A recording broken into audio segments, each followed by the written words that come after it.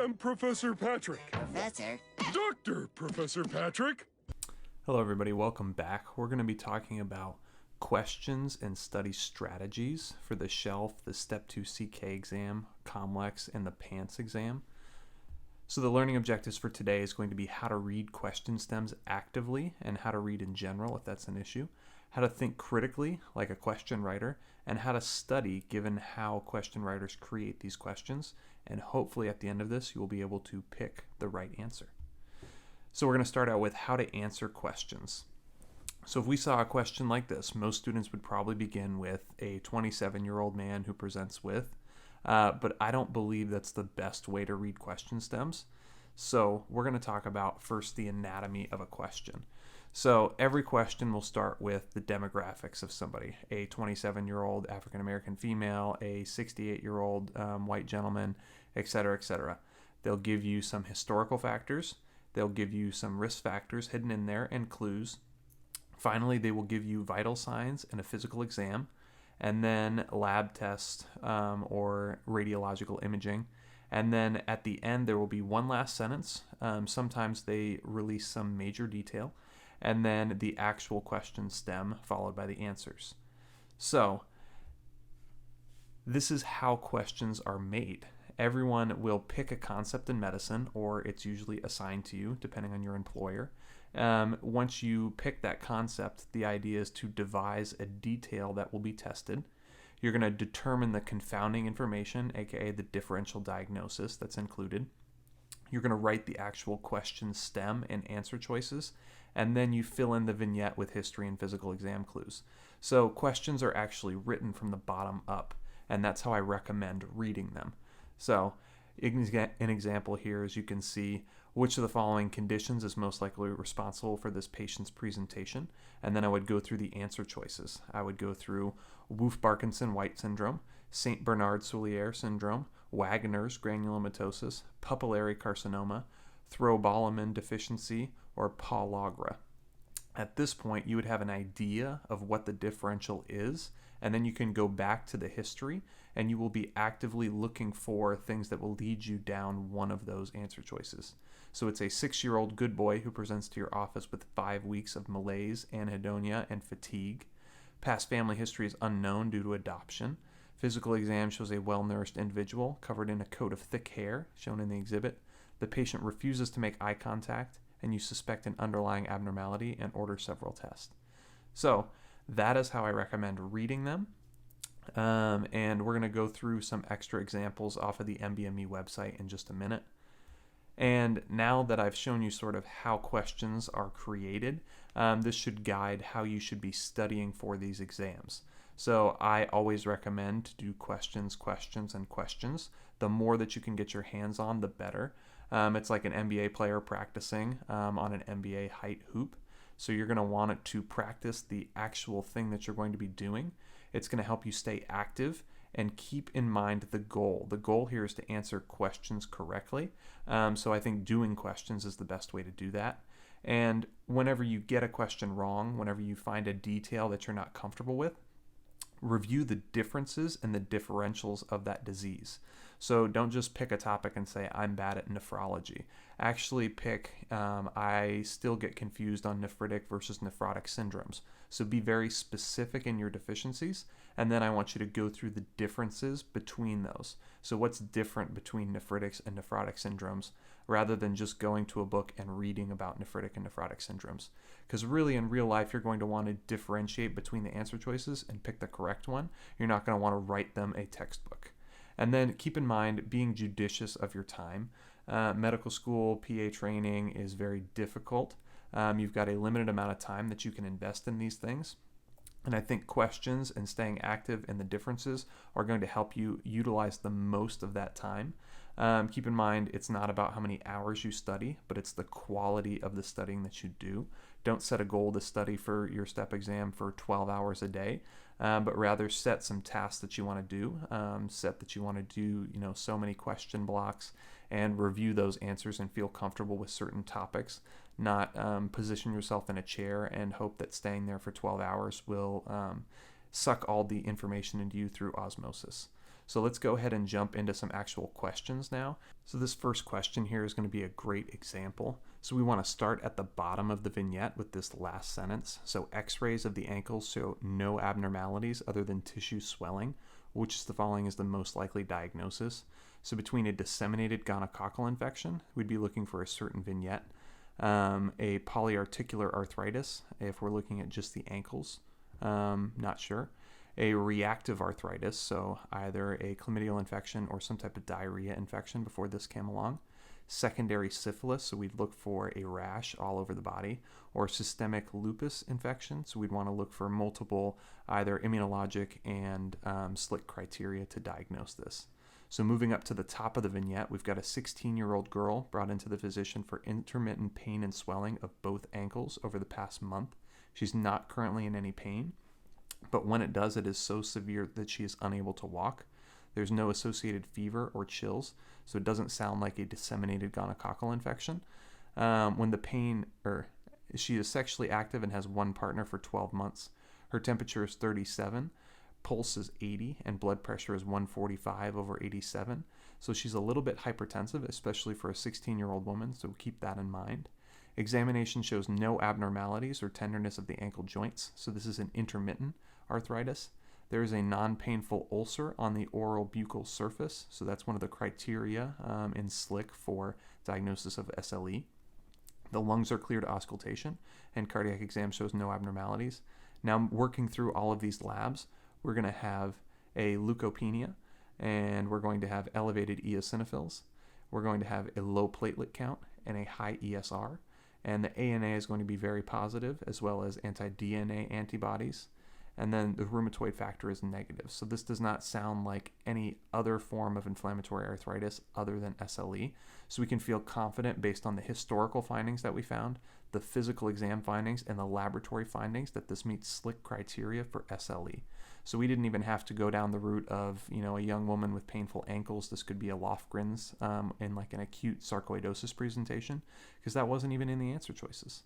On this next question, we're going to start out with the laboratory studies showing a hemoglobin of 8. So we've got an anemia, an MCV of 70. So this is a microcytic anemia with a normal leukocyte count and a normal to high platelet count. So which of the following is the most likely diagnosis? Acute leukemia is less likely given the normal leukocyte count, so we can eliminate that. Anemia of chronic disease is definitely an option here. It fits within the microcytic anemias. Folic acid deficiency is not likely since this is a small MCV. That would be a macrocytic anemia. Iron deficiency anemia fits in with this category as well, with an elevated platelet count and a microcytic anemia. Lyme disease also does not quite fit with these labs. Microangiopathic hemolytic anemia would be more of a normocytic anemia, and pernicious anemia would be another macrocytic anemia, and sleep apnea would not explain these findings. There would be an elevated hemoglobin. So really, just looking at the answer choices in the labs, we have to choose between anemia of chronic disease and iron deficiency anemia. So if we go back to the vignette, we really just have to decide between those two. So we've got a 32-year-old woman coming to the physician because of fatigue for 6 months. She's had a progressively severe dyspnea on exertion for 6 weeks, signs of anemia, and she had an extensive abdominal operation 5 years ago for Crohn's disease. So that sounds like malabsorption and the fact that she has Crohn's disease, which is a chronic inflammatory disease. She does not take any medications. Her temperature is normal, pulse is normal, respirations are normal, and blood pressure is normal.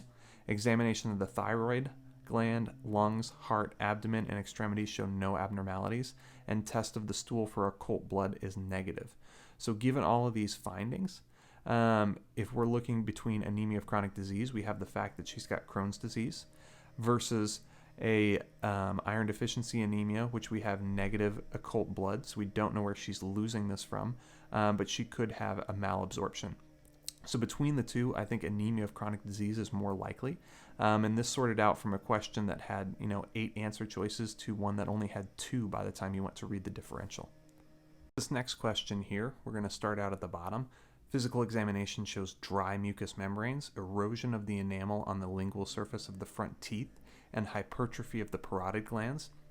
This is a classic physical exam finding of someone with protracted vomiting like bulimia. And then serum studies are most likely to show which of the following sets of findings in this patient. So anyone who has dry mucous membranes, physiologically are going to try and compensate by contracting and holding on to extra sodium. At that expense, you will lose more potassium, especially if you're vomiting more, you will lose more potassium. So potassium should be decreased in either A or B. And because this is going to form a contraction alkalosis, bicarb will increase. So I'm hypothesizing it would be B, just from reading the last two lines. And then I want to go back through and confirm this information. So we've got a 17-year-old girl for a physical exam prior to entering college. She feels well, but she's nervous about leaving home. She's tried to diet to improve her appearance, but food restrictions often backfire, and she engages in binge eating. She reports a loss of control, and before she knows it, she's eaten 2 pizzas. She induces vomiting several times during each binge and has developed a pattern of binging and purging in the evenings. So this sounds like a classic presentation of bulimia. So she's got no serious illness, takes no medications, so we don't have to worry about diuretic use and what that would do to the potassium. She is of normal height and weight. Her BMI is 21, and vital signs are normal. So once again, we get to this dry mucous membrane parts. And at this point, we've confirmed what we had already preconceived just by reading the last line of the question. Next question here, we're going to have a patient with a leukocyte count of 15,000, a serum creatinine kinase of 943. Which of the following is the most likely explanation for these symptoms? So leukocytosis and elevated CK. So amphetamine intoxication could definitely elevate your CK. Not sure about the leukocyte count. Bacterial meningitis would elevate the leukocyte count, but not sure about the CK. Delirium tremens could elevate the serum creatinine kinase. Not sure about the leukocyte count. Neuroleptic malignant syndrome would both give you a leukocytosis and an elevated CK. And sepsis would elevate your leukocyte count, but not quite sure on a serum creatinine kinase. So it sounds like a neuroleptic malignant syndrome. Let's go back up to the top of the vignette and just confirm what our suspicions were. So we've got a 27-year-old coming into the ED from his sister due to increasing confusion. He's unable to answer questions, but his sister states that he recently saw a psychiatrist for the first time because of hearing voices, and he was prescribed a medication, but she's not sure what it was. So most likely an antipsychotic, which is definitely a known risk of forming neuroleptic malignant syndrome. And she states that he has a history of excessive drinking, and she thinks that he also experimented with illicit drugs. So this is possibly why they included the amphetamines and the delirium tremens, but they don't fit with the laboratory values. And next we've got his temperature of 39.1 or 102. So this could be why sepsis was an option, but fever is also another symptom of NMS. And on physical exam, we've got profuse diaphoresis and muscle rigidity. And that's going to be the last sign that we really need to confirm neuroleptic malignant syndrome. So at this point, you would be able to diagnose the patient, and you would want to start dantrolene at that time. So in this question, the last line is going to start with an X-ray from the chest showing left atrial enlargement, a straight left cardiac border, and a pulmonary venous engorgement. Which of the following is the most likely explanation for these findings? And if you look at all the answer choices, it's dealing with the aortic versus the mitral valve, and it's going to be a regurg versus stenosis. So really we have to go and look for the physical exam and try and see what the physical exam shows based on the my ass and tips mnemonic that I used in the videos. And we just want to make sure that the physical exam matches the history, and we should be able to confirm what this is. So we've got a 52-year-old woman with dyspnea and hemoptysis for 1 month. She's got a history of rheumatic fever as a child, which commonly interacts with the mitral and the atrial valves. So she's had a cardiac murmur since early adulthood. Her temperature is normal, pulse is elevated, and it's irregularly irregular. So AFib is related to some of these murmurs as well. Her blood pressure is 98/60. Jugular venous pressure is not increased, so it's probably not a right-sided but a left-sided murmur. And the bilateral crackles are heard at the lung bases. There's an opening snap followed by a low-pitched diastolic murmur at the third left intercostal space. So this is not near the aortic area. That would be at the right intercostal space second. And this is more towards the mitral area. So it's more likely a mitral valve. And then if you do the my ass and tip, since this is a diastolic murmur, this would be a mitral stenosis. and that fits with the picture of a history of rheumatic fever. It fits with her symptoms, and it matches the physical exam, so we can feel pretty confident with that. Last question. We'll start out at the bottom here, and it says eosinophils are found in the urine sediment. Which of the following is most likely explanation of these findings? So eosinophils is pathognomonic for acute interstitial nephritis, so C. But just real quick, we want to go up and confirm that. So we've got a 38-year-old woman coming to the physician with a low-grade fever and generalized rash. So rash and fever are also associated with AIN. She's currently receiving cephalexin therapy for chronic osteomyelitis. Cephalosporins, just like penicillins, are high risk for AIN.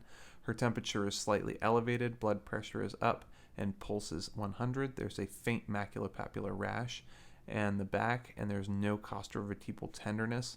So she's a little bit febrile. It doesn't sound like it's a pyelonephritis. She doesn't have flank tenderness, and she has a rash, which makes this more and more likely that is AIN. And then in the urinary sediment, there is WBCs, RBCs, and the eosinophils like at the bottom. So once again, I feel like this is a better strategy to help you both read questions faster, read them more accurately, and read them actively. So if your problem is not finishing in time, not staying engaged in the passages, and just reading the words as they go across and having to reread sections, I feel like this is a great technique that you should start using. This is also helpful. The more you practice this by doing practice questions, I feel like the faster you'll get at that, and you'll have your own strategy and rationalizations for your answers. So take a look at the rest of the videos. We've got the internal medicine and pediatrics reviews. OB-GYN should be coming soon, and we'll have a Step 2 CS as well. I am Professor Patrick. Professor? Dr. Professor Patrick.